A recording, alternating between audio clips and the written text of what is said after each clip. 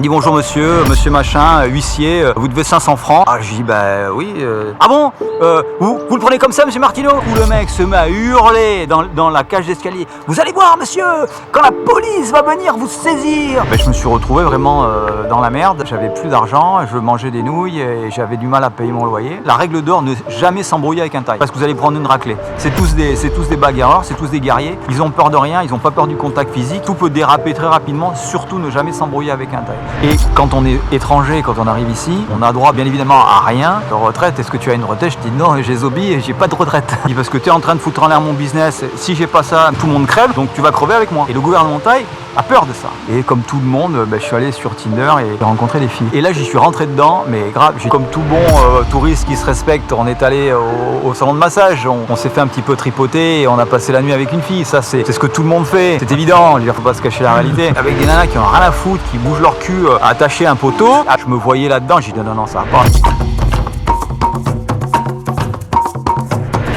Sabri Taye, en direct de Thaïlande, je suis à Bangkok et aujourd'hui je rencontre Thierry Martineau. Vous allez voir, c'est une histoire exceptionnelle. Bonjour Thierry. Bonjour Sabri. Enchanté de te rencontrer. Alors Thierry, ça fait combien de temps que tu es en Thaïlande? Je crois 25 ou 26 ans. Premier voyage en Thaïlande, c'est 94 et puis j'ai posé mon sac donc en 97. Thierry, qu'est-ce qui t'a décidé à venir en Thaïlande? Écoute, à l'époque, je devais 500 francs, parce que c'était des francs à l'époque, je devais 500 francs à l'URSSAF. Je m'en étais pas rendu compte, c'était vraiment un oubli. Et je suis seul chez moi l'après-midi. C'était un moment où je me posais vraiment la question, j'hésitais, est-ce que je fais le pas, est-ce que je viens ou je viens pas, je viens ou je viens pas, j'avais vraiment ça au fond du ventre. Coup de sonnette, là, 3h l'après-midi, j'ouvre la porte, un type avec un manteau, avec une tête de pompe funèbre. Il dit bonjour monsieur, monsieur machin, huissier, vous devez 500 francs. Ah, je dis bah oui, donc je prends le truc, je dis bah oui, qu'est-ce que... Oui. Ah oui. Et le mec me dit ah bon vous le prenez comme ça monsieur Martineau? Et moi j'habitais dans un petit immeuble avec des grands-mères. Tout le monde me connaissait, j'avais un petit chien, j'étais le jeune sympa de l'immeuble. Et d'un coup le mec se met à hurler dans la cage d'escalier. Vous allez voir monsieur, quand la police va venir vous saisir. Putain, moi je referme ma porte, je rentre chez moi, je m'assois sur mon canapé et je me suis dit je me casse, je m'en vais, tu vas te les mettre là où je pense, tes 500 balles, je m'en vais. Et c'est vraiment ce type-là, sans faire exprès, c'est lui qui m'a donné, on va dire, la pichenette pour me faire partir, pour venir en Thaïlande. Putain, c'est dingue, l'huissier de justice se pointe chez toi pour 500 balles. Pour 500 francs à l'époque, mais ce qui était dingue, c'est ce que ce type m'a dit, en me disant, me menaçant de m'envoyer la gendarmerie, qui allait venir me saisir pour 500 francs, quoi. Et à l'époque, j'essayais de m'en sortir, j'essayais de payer tout ce que je pouvais. J'étais vraiment pas le départ, mais j'hésitais vraiment à venir. Et c'est là où j'ai dit, j'ai plus rien à faire ici, quoi. Direction Thaïlande. Direction Thaïlande, et j'ai tout vendu. Direction pas de Pong. Non, je plaisante. Non, je suis pas arrivé à pas de Pong, non. Je plaisante. Mais j'ai mis du temps à prendre la décision. Après ça, c'était très compliqué parce que je suis pas parti bien évidemment le lendemain. Au bout de à peu près 3 mois, 6 mois, et j'avais des brûlures au ventre, j'en pouvais plus parce que c'était vraiment un changement de vie complètement tout vendu. Il me restait plus rien. Je me suis dit, il faut que je vende tout, il faut que vraiment je fasse la politique de la terre brûlée parce que faut pas que je revienne. Il faut absolument que je réussisse. Il faut vraiment que je m'en sorte là-bas. Je me suis pas donné de deuxième chance, quoi. C'est-à-dire que sans sécurité, sans rien. Le jour où t'as quitté, t'avais plus rien là-bas. Non, j'avais plus rien en France. Donc je suis parti, j'avais plus moyen de revenir. J'avais plus de boulot, j'avais plus d'appart, j'avais plus d'affaires, j'avais plus rien. Je suis parti. Petite parenthèse, c'est la Thaïlande ou l'Asie de façon générale vous intéresse, n'hésitez pas à vous abonner à la chaîne, à me suivre sur Instagram. N'hésitez pas aussi à rejoindre le canal Telegram, je vous mets les liens en description. Si ça marchait pas pour toi, t'aurais fait comment? Il fallait que ça marche. Fallait que ça marche. Moi, mais je suis un peu comme ça, on va dire. Quand j'ai décidé quelque chose... C'est courageux, ouais, c'est courageux. Je sais pas, quand je vois l'état de la France aujourd'hui, je me demande qui c'est qui est le plus courageux. Si c'est nous qui sommes partis ou si c'est resté, c'est pas plus courageux de rester aujourd'hui, je pense. Il y a de plus en plus de personnes qui veulent quitter la France. Ah, je pense, oui, je pense, comme je suis plus en France, donc, mais de ce que j'en entends, oui. Et puis tu as toujours les éternels, oui, de toute façon, je vais me casser, ce pays de merde, puis tu les retrouves 10 ans après, ils sont toujours là. Ça j'en ai connu aussi des comme ça. Mais c'est difficile de franchir le pas quand même. Ah oui, ça je peux te dire que... C'est plus facile jeune? Bien évidemment, quand tu es jeune, c'est plus facile, mais c'est vraiment quelque chose de très, très difficile. C'est pas une décision simple à prendre. Pour la petite anecdote, c'est vrai que ce mec m'a donné l'impulsion, on va dire. Remercie-le, hein. Je le remercie, bien sûr, je le remercie beaucoup. Et j'ai jamais payé ces 500 balles d'ailleurs. Mais la décision, après, ça m'a vraiment tordu les boyaux pendant des mois. J'ai fini, je faisais mes cartons, j'étais à genoux, je rampais, j'étais malade. J'ai vraiment failli crever, je sais pas pourquoi. Est-ce que c'était un stress colossal? Est-ce que j'étais vraiment malade? Mais je sais que les derniers jours ont été un enfer avant que je monte dans l'avion parce que je savais que je laissais ma famille. famille, je laissais les copains, je laissais tout, quoi. Je partais complètement dans l'inconnu, ouais. C'est vrai. Comment tu as vécu l'éloignement par rapport à la famille, les copains? Au début, c'était un petit peu difficile, on va dire ça. Quand je suis arrivé, j'avais pas d'internet, j'avais pas Ouais, il y a d'email. 30 ans, ouais. Bah non, ça n'existait pas, donc on correspondait par fax, on s'envoyait des fax, c'était un peu à l'ancienne, quoi. Mais comme j'habitais déjà, par rapport à ma famille, j'habitais déjà dans les Landes. Ma famille est de Toulon, donc j'étais déjà éloigné, on va dire, de ma famille. J'avais quelques copains dans les Landes. Je sortais d'une affaire aussi avec une nana. Bon, j'étais content quand même de partir. Ça m'a pas vraiment manqué plus que ça, on va dire. La toute première fois que tu es venu en Thaïlande, tu étais dans quelle optique? Je suis venu avec des copains. Au départ, c'était pour acheter des bijoux. Donc, on était vraiment dans l'optique travail, chercher du stock et chercher des objets à revendre, etc., etc. Je suis pas venu. Je vois un petit peu ta question, je te vois venir. Et j'étais pas du tout dans l'optique de faire la fête et de profiter, on va dire, de la nuit thaïlandaise. Alors je dis pas, bien évidemment, comme tout bon touriste qui se respecte, on est allé au salon de massage, on s'est fait un petit peu tripoter et on a passé la nuit avec une fille. Ça, c'est ce que tout le monde fait. C'est évident. Je veux dire, faut pas se cacher la réalité. Mais c'était pas vraiment ça. Et ensuite, quand je suis arrivé ici, je me suis posé ici, j'avais pas un rond. Donc sortir, boire des bières à Patpong ou à Soi Cowboy, ça coûte du blé. Et moi, je l'avais pas, j'avais pas d'argent. Donc même si j'avais voulu le faire, j'avais pas les moyens de le faire. Et puis même après, donc de manière, on va dire, plus personnelle, être assis sur un tabouret avec des nanas qui ont rien à foutre, qui bougent leur cul attachés à un poteau, avec des bandes de connards assis qui boivent leur bière, qui regardent avec des mecs bedonnants qui regardent ça, ça me débec. Je veux dire, j'étais jeune, j'avais 30 et quelques années. Je me dis, qu'est-ce que je fous là? Je me voyais là-dedans, j'ai dit non, ça va pas. Et je sors de là, en fait, j'étais complètement déprimé. J'ai dit non, c'est pas pour moi, quoi. Non. Ce n'est pas ce qui t'a stimulé, en fait. Pas vraiment, je savais que ça existait. Je dis pas que j'ai pas eu envie d'en profiter, mais je n'avais ni les moyens, comme non, ça ne me plaisait pas, la manière dont c'était présenté. Puis tout ça, ça a beaucoup changé. Aujourd'hui, tu ne vas plus dans un gogo pour rencontrer une fille, tu ouvres ton téléphone. Donc c'est un petit peu différent aussi. T'étais vraiment dans une galère financière?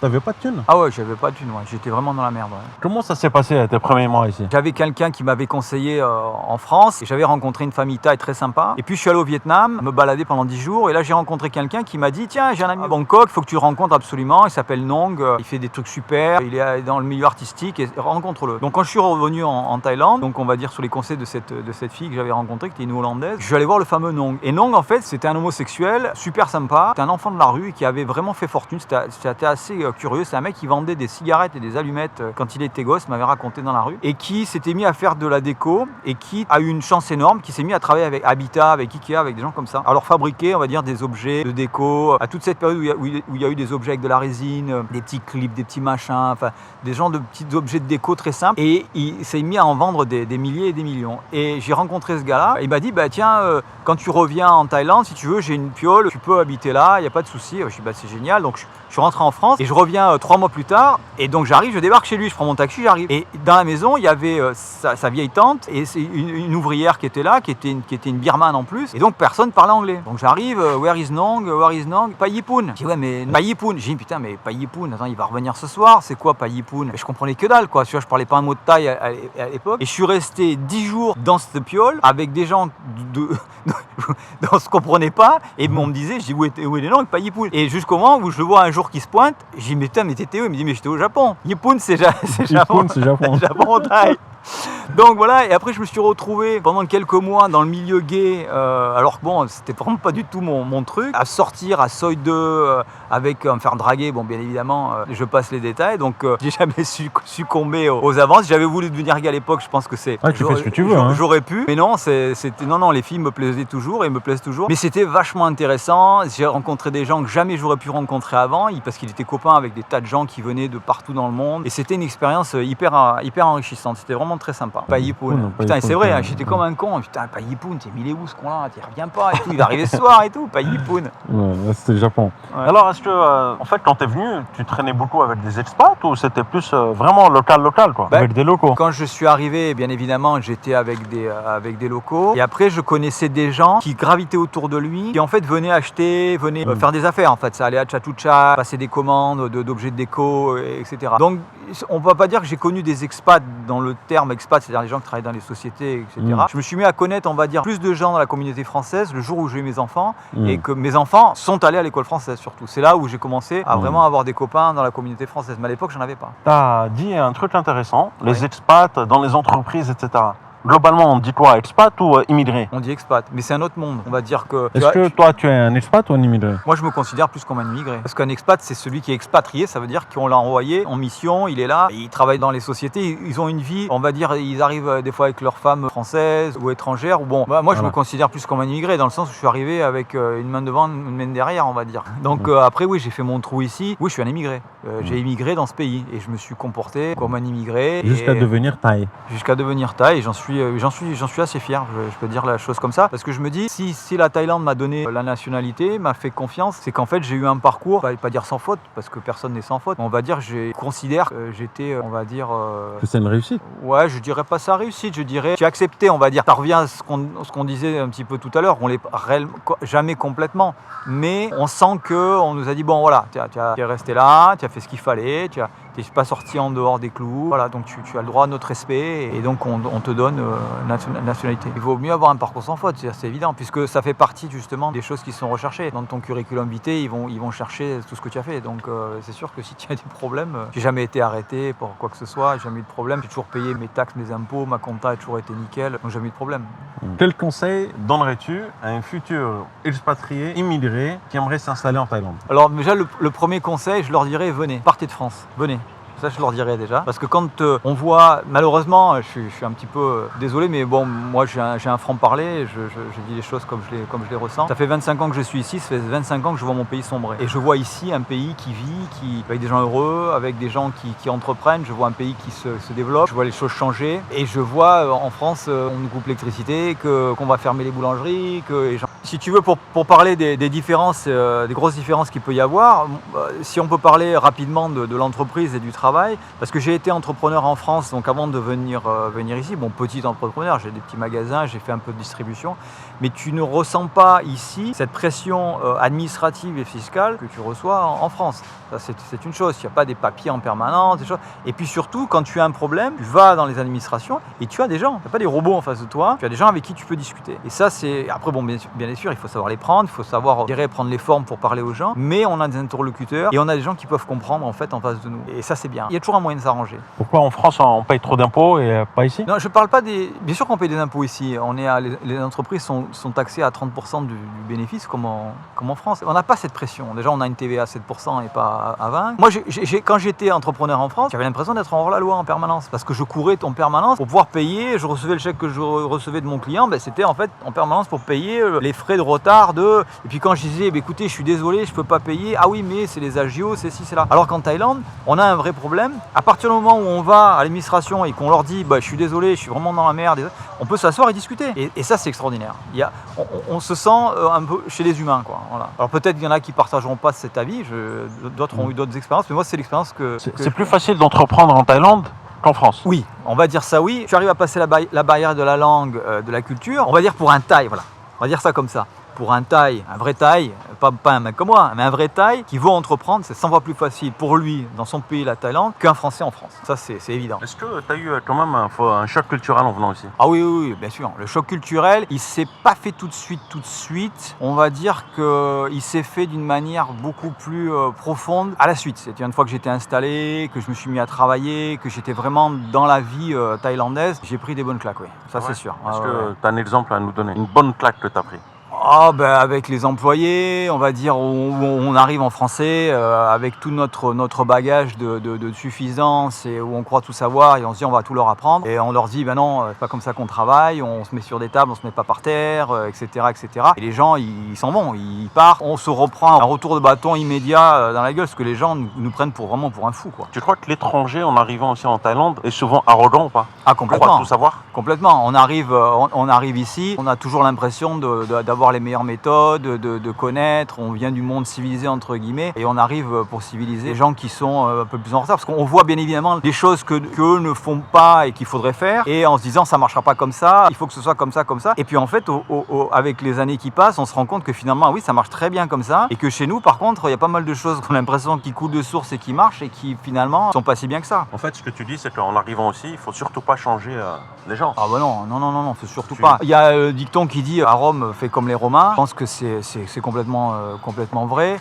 Donc il faut vraiment savoir s'adapter, il faut savoir se dire qu'on n'est pas chez nous, se dire qu'on est invité, se dire qu'on est toléré. Et c'est à nous de faire les efforts, c'est évident. Ça, on en parlera un peu plus tard, parce que maintenant, t'es thaï en fait, donc c'est ça. Oui.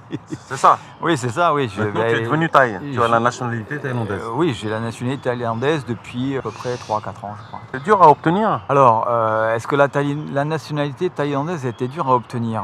Oui et non. Il y a un mythe qui dit que pour être thaï, il faut payer énormément d'argent sous la table, ou alors il faut avoir des connaissances, voilà. Mais c'est pas vrai du tout. Il n'y a pas besoin non plus d'avoir la résidence, qu'on appelle le certificat de résidence, avant de demander sa nationalité thaï. Par contre, il y a des critères qui sont incontournables, c'est-à-dire qu'il faut avoir, je crois, alors on en a parlé tout à l'heure en off, je sais plus si c'est ou 3 ans ou 5 ans, on va dire, de présence continue avec un visa qui court, on va dire, sur toute cette période-là. Ça, c'est le minimum requis. Et ensuite, bien évidemment, c'est un système à points. Si vous êtes marié, bien sûr, c'est plus de points. Si vous avez des enfants, c'est plus de points. Si vous avez un business et que vous êtes à jour de tous vos impôts, votre historique avec la police, etc., etc. Donc, vous êtes vraiment passé au scanner, hein, c'est-à-dire votre vie en entier et on enquête sur vous. Il y a bien évidemment des interviews. Et bon, tout se fait en thaï, bien évidemment. Donc, il faut par contre maîtriser la langue. Est-ce que ça a changé ta vie depuis que tu es thaïlandais? On se dit toujours, le jour où j'ai le Graal, le jour où j'ai ma carte d'identité thaï, tout va changer, on l'exhibe à tout le monde, on est tout content. Et en fait, ça ne change pas grand-chose, dans la mesure où on est déjà intégré, dans la mesure où on est là depuis longtemps. Par contre, ce qui change grandement, c'est qu'on n'a plus besoin d'aller à l'immigration tous les ans pour faire ses visas. Ça, c'est bien évidemment, c'est la grande différence. Le business m'appartient, mon terrain m'appartient, enfin je suis thaïlandais, quoi, point. Tu es thaïlandais, voilà. Est-ce que dans les mœurs, tu es quand même considéré comme un thaïlandais? Alors on va dire que les gens que je côtoie d'une manière très proche et personnelle me disent tous, ouais, on n'a pas l'impression d'être avec un Phalang, on a l'impression d'être avec un Thaï. Bon ben ça c'est normal, j'ai 25 ans passés ici, surtout dans la société thaï, on va dire, j'étais pas vraiment avec beaucoup d'étrangers, donc on change, et puis en 25 ans, un homme évolue, bien évidemment, et on évolue avec notre milieu. Mais par contre, dans les gens du quotidien, c'est sûr qu'on arrive, on parle en anglais. Et bon, dès que je réponds avec mon thaï, ils sont toujours un peu surpris. Enfin, ça dépend où on va. Dès qu'on va dans la campagne, n'en parlons pas. Est-ce qu'un Phalang, un étranger, peut un jour être considéré comme un vrai thaï? Non, jamais. Jamais ça. Non. Même si tu as la nationalité, est-ce que tu veux? Non.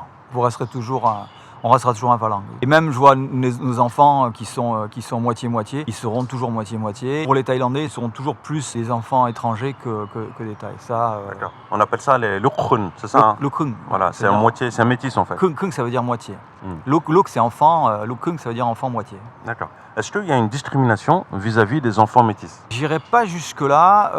Je dirais qu'ils ont quand même pas mal de difficultés à se fondre dans la société thaï, parce qu'ils restent, malheureusement, du fait qu'ils sont très souvent dans des écoles internationales, ils restent beaucoup plus entre eux, et donc de ce fait, ils ont un peu plus de problèmes pour s'intégrer. Et puis je pense que les enfants thaï font un peu aussi un genre de complexe, il faut le dire, parce que bien évidemment, les enfants Lukrung parlent anglais bien mieux qu'eux, ils ont accès à d'autres choses. Je ne vais pas dire qu'ils sont rejetés, mais c'est un mix qui a du mal à prendre, quoi. Voilà, on va dire ça comme ça. Est-ce que tu avais les moyens financièrement lorsque tu es venu en Thaïlande? Retourne dans le passé, je suis arrivé en Thaïlande à l'époque avec 5 000 francs en poche. Un peu moins de 1 000 euros, et puis j'avais vendu un business à l'époque, et on m'avait payé du stock de bijoux que j'avais vendu, avec une personne très sympa qui travaillait avec moi, et qui pendant 6 mois à peu près m'a envoyé un petit peu d'argent tous les mois. Mais après, très vite, il a fallu me débrouiller, et là ça a été notre paire de manches. C'est-à-dire qu'une fois que mes économies ont fondu, je me suis retrouvé vraiment dans la merde. J'avais plus d'argent, je mangeais des nouilles et j'avais du mal à payer mon loyer. L'histoire en fait de ma vie a vraiment basculé à ce moment-là. Je suis seul chez moi, je suis vraiment désespéré parce qu'il me reste 2 ou 3 000 bahts en poche. Et une amie japonaise m'appelle et elle me dit: est-ce que tu sors ce soir? Et je dis: écoute ma chérie, t'es gentille, mais il me reste 2 000, 3 000 bahts, je vais pas sortir parce que je sais pas comment je vais m'en sortir. Elle me dit: tu ferais mieux de sortir justement parce que c'est pas en restant chez toi que les choses vont changer. Je dis: pas faux.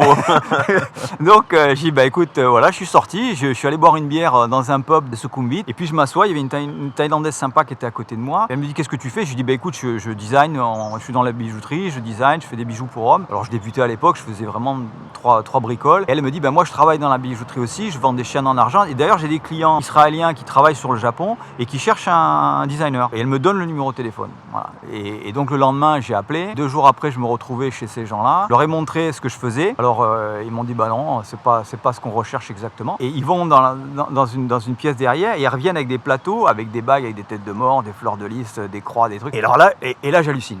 Parce qu'en fait, ça fait 10 ans que je suis déjà dans la bijouterie. J'avais jamais vu ça. J'ai dit, mais vous en vendez ça où? Et il me dit, mais ça se vend au Japon. J'ai dit, mais attendez, moi tout ça c'est mon univers. Moi je suis biker. À l'époque je roulais Harley déjà en France. J'aime le tatou, je suis surfeur. Enfin tout ça c'est moi, c'est mon univers. J'ai dit, laissez-moi faire, donnez-moi 10 jours, je reviens. Donc je rentre chez moi. Alors là j'avais plus un rond pour de bon. Et je travaille, donc à l'époque je gravais sur cire, donc je travaillais sur cire. Donc dans ma petite chambre je fais mes cires. Je reviens 10 jours après et les gars ils voient ça, ils m'achètent tout. Et je repars avec 35 000 bahts de cash. Et là j'ai dit, c'est ce que je ferai le restant de mes jours. Parce que en fait c'était tout ce qui était au fond de moi et qui vraiment j'essayais de cacher en disant c'est pas sérieux, on va dire faire des têtes de mort et tout ça c'est pas sérieux, et c'est ce qui m'a sauvé la vie à l'époque où j'étais vraiment au fond du trou, et je me suis dit non, ça c'est un signe et c'est ce qu'il faut que je fasse, et à partir de ce moment là ma vie a changé et je suis devenu qui je suis aujourd'hui. C'est dur de réussir en Thaïlande? Alors, est-ce que c'est dur de réussir en Thaïlande? Maintenant, moi je suis arrivé il y a longtemps, poser la question aujourd'hui, honnêtement je n'ai pas la réponse, Sabri. Je peux pas dire parce que j'ai 59 ans, parce que je suis là, c'est mon pays. Donner un conseil à quelqu'un qui arriverait en lui disant ce qu'il faut faire, etc., ça je pourrais pas. Par contre, ce que je peux dire, c'est que en plus de 25 ans de présence en Thaïlande, je peux vous dire que tous les gens que j'ai vus arriver ici, qui se sont mis en règle, leurs papiers, leur visa, leur société, leur permis de travail, qui ont payé leurs taxes, qui ont vraiment appris la langue, qui ont tout fait pour s'intégrer, qui ont travaillé dur, qui ont respecté les gens, qui ont, bon, bien évidemment, il faut avoir aussi des bonnes idées, ils ont tous réussi. Et tous ceux qui sont arrivés en disant, ouais, moi vous allez voir, je vais faire comme ci, comme ça, qui allait expliquer à tout le monde comment il fallait faire. Ils sont tous repartis une main devant, une main derrière. Voilà. Donc la Thaïlande est un pays qui, à l'époque, en tout cas, honnêtement, je ne sais pas aujourd'hui parce que c'est une question de génération et d'âge. Je ne vais pas raconter de choses que je ne connais pas, mais de tous mes copains, on va dire, qui ont entre 40 et 60, on va dire, qui sont là depuis longtemps, tout le monde a réussi. C'est quoi réussir pour toi? Est-ce que c'est gagner suffisamment d'argent? Ou est-ce que c'est peut-être fonder une famille pour certains? C'est quoi? C'est réussir peut-être à adopter ce pays? Je ne crois pas vraiment dans le mot réussir sa vie. Je pense qu'on ne réussit pas sa vie. Je pense qu'on a sa vie, point, et qu'on la vit. Et il n'y a pas de vie réussie ou de vie qui ne sont pas réussies. Donc ça, c'est un premier point pour répondre à ta question. Ensuite, si on pense que réussir sa vie, c'est d'avoir de l'argent. Des gens qui ont de l'argent, des gens qui en ont même énormément, j'en ai côtoyé. Je me suis retrouvé avec des amis proches qui sont très, très à l'aise, on va dire ça comme ça, mais qui, dans leur milieu familiaux, qui avaient des problèmes qui étaient, pour tout l'or du monde, je ne voulais pas. Et puis, j'ai rencontré des gens, bien évidemment, beaucoup plus humbles, qui sont heureux et qui vivent beaucoup plus dans le calme. Personnellement, aujourd'hui, ce que je recherche, c'est plutôt la paix et le calme, profiter de la vie, mais d'une manière sereine, on va dire ça comme ça. Est-ce que tu vois une évolution de la Thaïlande il y a 30 ans et maintenant? Oui, bien sûr. La Thaïlande a énormément changé. On est passé d'une société, on va dire, traditionnelle, très traditionnelle, à quelque chose de beaucoup plus international, on va dire. Mais il y a deux Thaïlandes. Il y a une Thaïlande, il y a la Thaïlande des villes, il y a la Thaïlande de Bangkok, il y a la Thaïlande des endroits touristiques, et puis après, il y a le reste de la Thaïlande. Très souvent, les gens pensent qu'ils connaissent la Thaïlande. Très souvent, ils pensent avoir une image de la Thaïlande parce qu'ils ne connaissent que les endroits où ils peuvent vivre, qui sont les endroits comme Bangkok et, on va dire, Phuket, Pattaya, etc. Mais dès que l'on va dans les provinces, dès qu'on sort de la Thaïlande, elle, a beaucoup moins changé qu'avant. Il y a bien évidemment une évolution. Alors, comme je suis ici, je vois pas vraiment, mais j'imagine que c'est plus ou moins la même chose. Tous les gens sont la gueule dans leur portable. Ils sont devenus complètement tarés avec les selfies, avec le côté paraître, la chirurgie esthétique, les trucs. C'est-à-dire, bon, ça, je peut-être pas en parler avec toi là-dedans. Est-ce qu'il y a des choses quand même qui te dérangent en Thaïlande, qui te gênent un petit peu? Tu veux dire qui me gêne un petit peu aujourd'hui, on va dire, de voir les gens masqués. Ça m'emmerde profondément. La première fois que j'ai vu des gens masqués, c'était dans le métro à Tokyo. Et j'ai demandé avec la personne avec qui j'étais, je dis pourquoi ces gens mettent des masques? Il dit les Japonais, dès qu'ils sont un peu grippés, en respect par rapport aux autres, ils mettent un masque. Et ça, j'ai trouvé ça génial. C'est une preuve de politesse, de respect des autres qui est extraordinaire. Le problème des gens ici, c'est qu'ils sont... Alors on peut en parler de ça, ce qui est très intéressant. Dans la psychologie des Thaïs, et je crois que dans tes vidéos, je l'ai déjà vu, jamais, la règle d'or, ne jamais s'embrouiller avec un Thaï. Parce que vous allez prendre une raclée. C'est tous des bagarreurs, c'est tous des guerriers. Ils ont peur de rien, ils n'ont pas peur du contact physique. Tout peut déraper très rapidement, surtout ne jamais s'embrouiller avec un Thaï.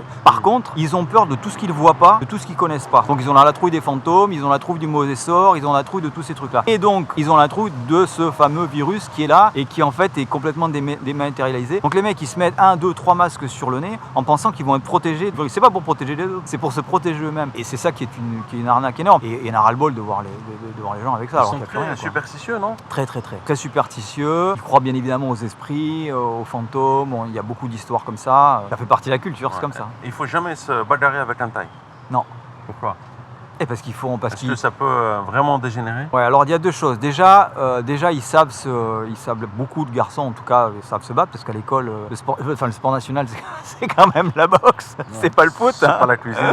C'est pas la cuisine, c'est quand même la boxe. Donc on a déjà souvent des chances de tomber sur un type qui est bon en boxe. Et puis surtout, les gens ils sont on-off, c'est-à-dire qu'on n'entend pas d'engueulade dans les rues, tout est calme, hein. Mais par contre, dès qu'il y a quelque chose qui tourne pas rond, où on passe un cap, on passe une ligne rouge, les gens perdent complètement les pédales et tout est imaginable, quoi. Tout est imaginable, ils savent plus après se retenir, ils ont plus de conscience de ce qu'ils font, enfin, donc c'est dangereux, ça peut être dangereux. Est-ce que la vie humaine n'a pas la même importance qu'en Europe ici? Ah, ça c'est intéressant ce que tu poses comme question. Mais c'est toujours pareil, ça dépend des catégories sociales, on va dire. La vie humaine d'un pauvre type qui travaille dans les champs, ça vaut pas grand-chose. La vie humaine d'une certaine partie de la population, malheureusement, elle a moins de poids que celle du type blindé qui roule dans sa Mercedes 500. Ça, mais ici, plus qu'ailleurs. C'est vrai qu'il y a des discriminations entre eux, puisque les gens de la ville, on va dire, qui ont le teint plus blanc, ont du mal à accepter, on va dire, les autres qui ont le teint beaucoup plus foncé, qui sont dans la campagne. Donc il y a une certaine discrimination vis-à-vis de la peau, ou est-ce qu'il y a un complexe de la peau? Non, il y a des catégories sociales, il y a des origines. Les gens de la campagne qui travaillent dans les champs et qui élèvent leurs vaches ou quoi que ce soit, c'est pas les mêmes que tu as dans les bureaux à Bangkok ou même où je dirais tu as toute l'histoire de la Thaïlande avec tous les immigrants chinois qui sont arrivés il y a 80, 90 ans, qui se sont installés, qui ont gagné de l'argent et qui ont pris quand même pas mal de parts du business ici. Et il y a une certaine discrimination effectivement entre cette catégorie de Thaï, on va dire les Sino-Thaï, éduqués avec les Thaïlandais, je dirais, de pays plus profonds, quoi. Il faut vraiment être ici pour le voir, pour le percevoir, mais en même temps, ça se passe, on va dire, malheureusement, ça se passe bien. Les gens se rebellent pas, quoi. Est-ce que les Thaïlandais ont l'habitude de se rebeller ou plus d'accepter les choses? Ils sont très fatalistes, ils acceptent les choses jusqu'à un certain point. Et là, on peut parler de quelque chose d'intéressant, c'est qu'en fait, par rapport à la France, une chose que j'ai remarqué ici, c'est qu'en fait, on a beaucoup moins de présence de l'État. C'est-à-dire que l'État est beaucoup moins présent, l'État-providence, ça n'existe pas. Donc les gens se démerdent par eux-mêmes. Et quand on est étranger, quand on arrive ici, on a droit, bien évidemment, à rien, mais il faut se dire aussi une chose, c'est que l'État, ils n'ont droit à rien non plus. Ou pas grand-chose, on va dire. On parle de retraite, on parle des aides, c'est ça, hein? Ah oui, c'est ça. Et ici, il n'y a rien du tout. Et tu m'as posé la question de retraite. Est-ce que tu as une retraite? Je dis non, j'ai Zobi et j'ai pas de retraite. Rien.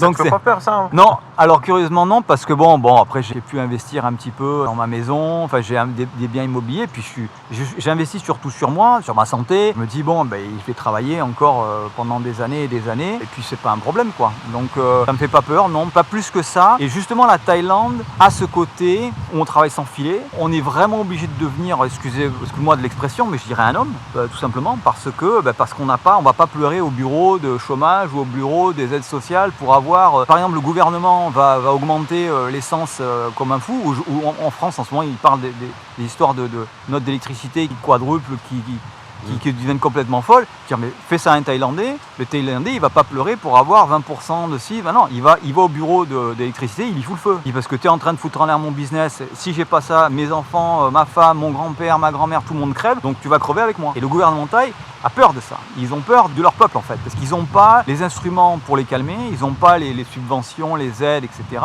Et ils n'ont pas surtout une police, une véritable armée, enfin dans les pays d'Europe, qui est une armée qui bon, peut-être pas parler trop de politique, mais qui est une armée qui est tournée contre son propre peuple. Ici, ils n'ont pas les moyens. Donc en fait, s'ils vont trop loin avec la population, ils se reprennent un retour de bâton qui est énorme, ils peuvent pas. Donc c'est aussi ce qui garantit aux Thaïlandais, je dirais, leur indépendance, leur honneur. Si vous êtes dans la merde en Thaïlande, vous n'allez pas pleurer au bureau de quoi que ce soit, vous allez devant chez vous ou même devant la maison de votre copain, vous mettez une petite table avec des sandwichs, des tomates, des machins et vous vendez et vous gardez votre honneur et personne vient vous dire t'as pas le droit parce que t'as pas le récépissé machin, non, on peut le faire. Concrètement, toi tu fais comment? T'as pas de retraite? C'est vrai que j'ai jamais cotisé à une caisse de retraite. Pour moi, on va dire ma retraite, c'était mon travail, ma société. C'était les bâtiments que j'ai pu acheter. Enfin voilà, ma retraite elle est là. Pour toi, il faut combien pour vivre en Thaïlande par mois? Ça dépend du style de vie qu'on a. Je dirais que pour vivre comme un Thaï, manger de la soupe et pas s'habiller, avoir de voiture, etc. Non, voilà. T'es allé loin là. Voilà, donc non, mais je me comprends. Mais je pense qu'il faut, pour un étranger qui veut vivre bien à Bangkok, il faut entre 80 et 100 000 par mois. Quand quand on a payé le crédit de la voiture, l'école des enfants, l'assurance, le loyer de la maison, etc., c'est ça, hein, c'est ce qu'il faut compter, quoi. Est-ce qu'il y a des choses à ne surtout pas faire ici en Thaïlande? Être irrespectueux avec, bien évidemment, avec la famille royale, être irrespectueux avec les gens, se croire tout permis parce que justement on est étranger, s'énerver au volant, par exemple, il faut rester très cool. Est-ce que quand tu es étranger ici en Thaïlande, est-ce que ça veut dire que tu as le droit de rien critiquer du tout? Que tu dois tout accepter? Il y en a qui disent, bon, si tu n'es pas content, tu rentres chez toi.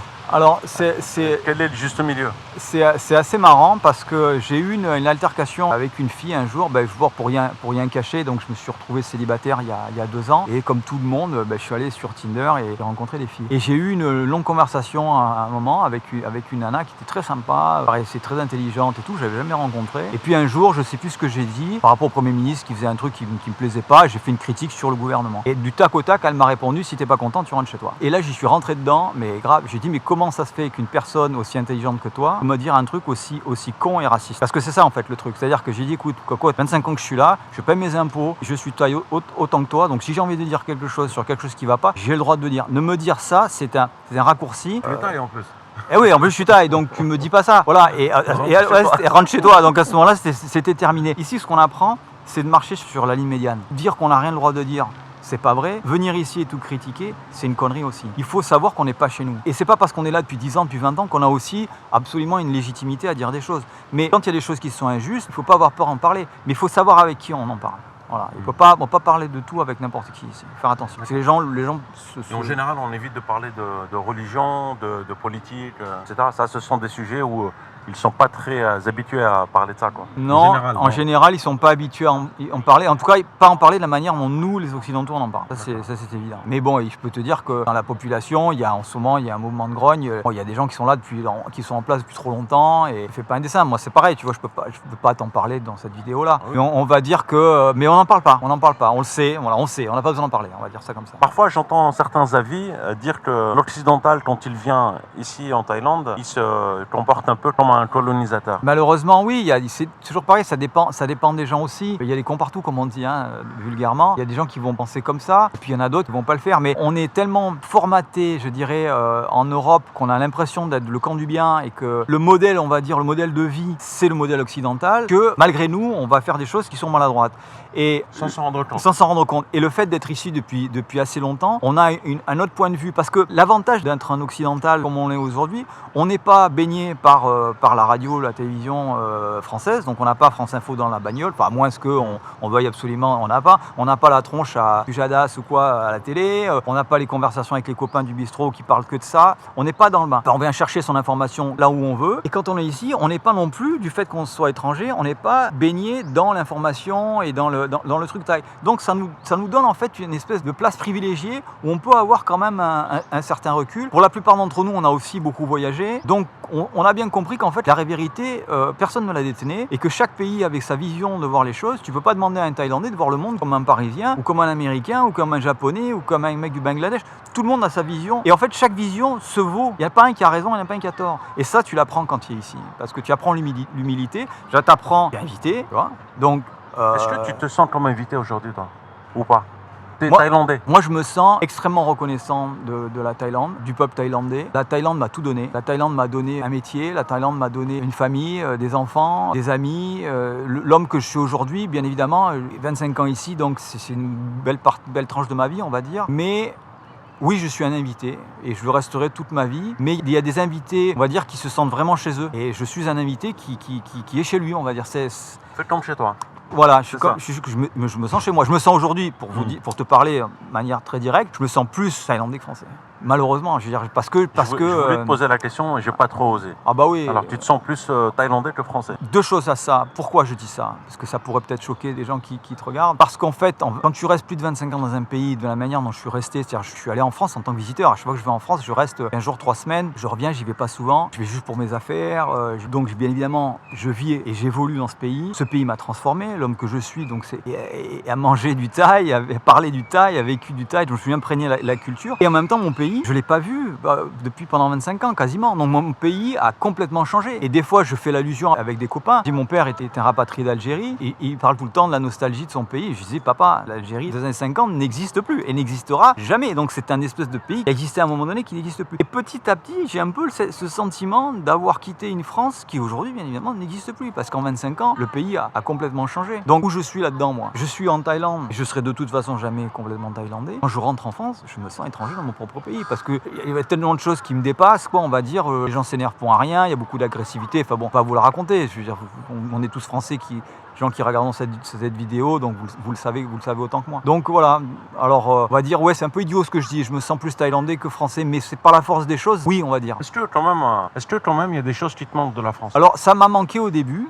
quand je suis arrivé, effectivement, parce que des fois tu as envie de te faire une baguette, un bout de fromage, boire un coup de pinard, et donc tout ça c'était des choses exotiques à l'époque, ou qui coûtaient très très cher. Aujourd'hui, tu veux manger du pain, tu veux manger comme un Français, tu as des restos français qui sont très très bons, tu as des boulangeries, si tu veux vivre à l'européenne, à la française, tu peux. Donc il y a beaucoup de Français quand même ici en Thaïlande, ouais. Mine de rien. Ah oui, une grosse communauté. Ouais. Est-ce que c'est l'un des pays les plus favorables à l'expatriation? Il y a le Portugal, il y a le Maroc, il y a le Brésil, il y a pas mal de pays comme ça, il y a Bali. Écoute, je sais pas, moi je pense que la Thaïlande c'est foreigner friendly, quoi. C'est-à-dire qu'à partir du moment où tu respectes les règles du jeu, on t'accepte.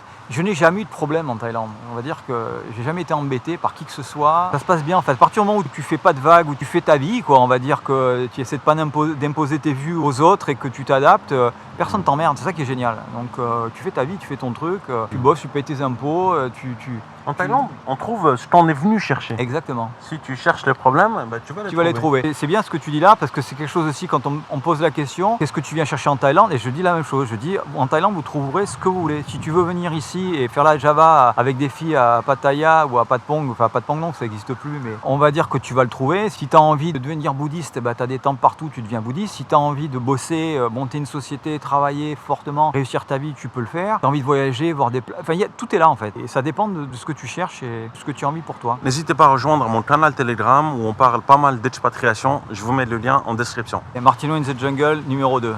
Numéro 2, allez c'est parti. Alors, Thierry, ça te dérange pas les clichés qu'on véhicule sur la Thaïlande? Maintenant que c'est ton pays. Parfois oui quand même, parce que c'est toujours un peu les mêmes choses qui ressortent, c'est-à-dire la prostitution et toutes ces choses-là, quoi. Donc oui, et puis quand on rentre en France avec une épouse thaïlandaise, tout le monde fantasme en se disant, voilà, les massages, les trucs, c'est toujours... Maintenant je le perçois un peu mal, ouais, c'est vrai. Ça me dérange un peu, on va dire. Et bon, les gens de toute façon, ils ont l'image de la Thaïlande à travers les médias qui regardent à longueur de journée, et donc ils ont l'image qu'on leur donne. Oui, ça me dérange, bien évidemment, ça me dérange. C'est comme si quand on voit un film américain et qu'on voit passer le français dans le film avec la baguette sous le bras et un béret sur la tête, c'est un peu la même chose, quoi. Donc c'est des clichés, quoi. Est-ce qu'il faut pas en parler du tout, ou comment ça se passe? De quoi? Des préjugés, de quoi? Ouais, des clichés. Ou est-ce qu'il faut en parler Les clichés déjà, c'est que très souvent les gens pensent que c'est un pays facile, alors que rien n'est facile, on n'est pas attendu, alors, rien n'est facile ici. Je l'ai dit déjà plusieurs fois dans ton interview, mais il faut travailler dur, il faut être honnête, il faut se plier aux règles du pays, à l'administration, etc. Puis on peut y arriver, effectivement, c'est un pays qui peut nous donner notre chance, mais c'est une chance qui est là si on fait les choses de manière correcte. Tu m'as dit que tu avais vécu une mésaventure. Oui, je sors malheureusement d'une mésaventure familiale, on va dire, puisque après 21 ans exactement de mariage, j'ai divorcé. C'est une épreuve très douloureuse, je la souhaite bien évidemment à personne. Mais c'était un divorce ici, donc en Thaïlande. Et tu m'as posé tout à l'heure la question sur les préjugés. Et effectivement, quand on arrive dans ce genre de situation, on se dit, de toute façon, même avec ma belle carte d'identité thaïlandaise, je suis quand même un étranger. Obligatoirement, la justice va pencher en faveur de la personne thaïlandaise. Et à ma grande surprise, je suis tombé sur des juges très compréhensifs et qui ont vraiment cherché dès le départ à comprendre la situation. Et à aucun moment, j'ai senti que j'étais défavorisé de par ma provenance, on va dire, pas ma nationalité, mais de par mes origines. Et ça, c'était vraiment une surprise. Et on est arrivé au final avec un jugement qui était complètement équitable. Alors je dis pas qu'après ça va pas être compliqué, mais ça a été très difficile. Mais l'attitude de la justice et des juges thaïs m'a surpris, dans le bon sens. Il y a beaucoup de divorces en Thaïlande? J'en sais pas grand chose, mais par contre je pense que oui, il y a beaucoup de gens qui au bout d'un moment se rendent compte qu'ils ont fait fausse route ou qui perdent un peu leurs illusions. Les rapports se tendent. C'est compliqué.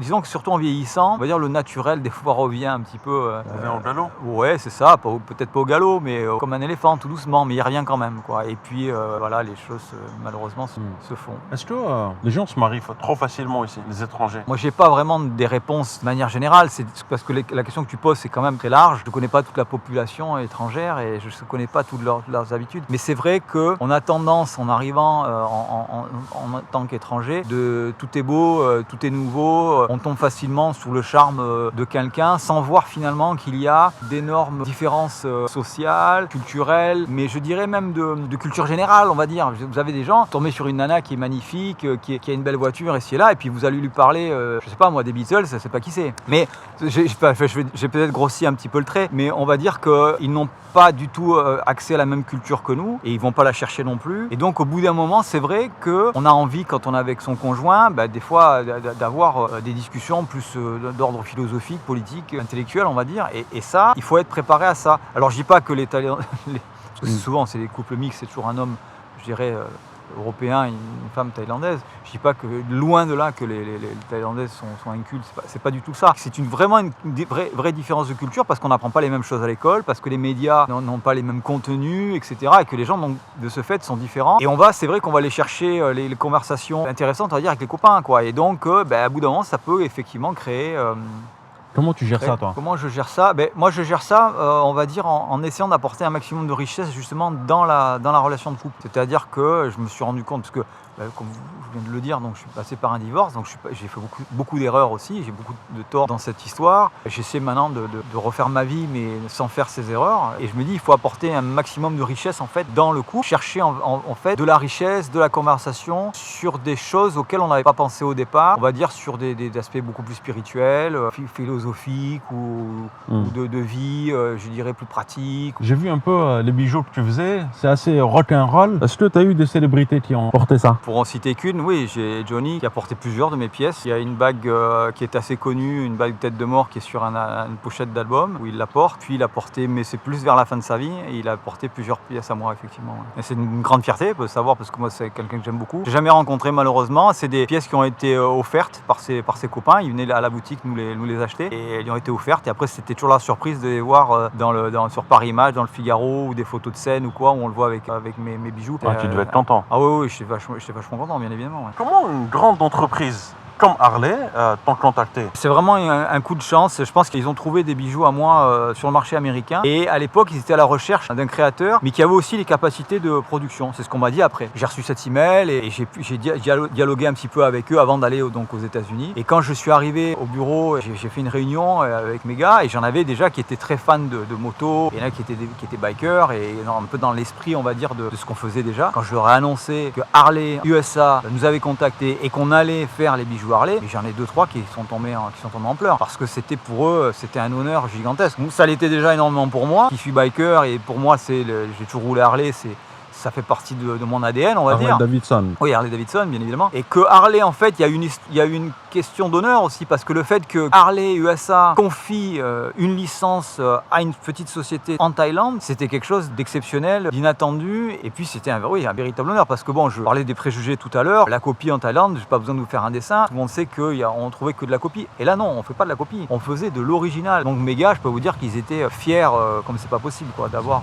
Harley Davidson, c'est une religion pour les bikers. Bah oui, on est Harley ou on l'est pas, je pense. Moi, ma première moto, pour grosse moto, on va dire, c'était une Harley. J'ai toujours roulé sur ces motos-là. C'est un peu, c'est comme ça. Bon, pas pour vous faire l'histoire des bikers dans cette vidéo, mais enfin, ceux qui connaissent auront compris, quoi. Il y a une forte communauté de motards ici en Thaïlande, il faut le dire. Et salut d'ailleurs. Alors, ce qui s'est passé, c'est qu'à l'époque où j'ai commencé à rouler, il y avait peu de motos, les motos étaient très chères. Et puis Harley a eu la très bonne idée d'ouvrir une usine en Thaïlande. Alors, ce qui n'a pas plu, bien évidemment, aux Américains et à certains Européens qui ont dit c'est de la merde. Et pas du tout, parce que moi, je parlais avec des gens d'Harley qui m'ont dit, non, souvent les motos fabriquées en Thaïlande sont de meilleure qualité, parce que les gens, ils ont du temps et ils font des choses d'une manière un peu plus méticuleuse. Mais surtout, ça retirer la barrière des taxes, et donc les motos sont devenues abordables parce qu'elles étaient fabriquées ici et c'était les mêmes qu'ailleurs. Et avec le système de crédit, donc il y a eu une explosion de la demande. Il y a énormément de motos aujourd'hui, mais pas que des Harley, bien évidemment. Mais Harley, oui, ça s'est démocratisé en Thaïlande. Je vous mets 2 autres vidéos que vous pouvez regarder. N'hésitez pas à vous abonner à la chaîne, à me suivre sur Instagram. Thierry, merci beaucoup pour ton partage d'expérience. Merci beaucoup à toi, Sabri. Prenez soin de vous et je vous dis à très bientôt. Ciao, ciao.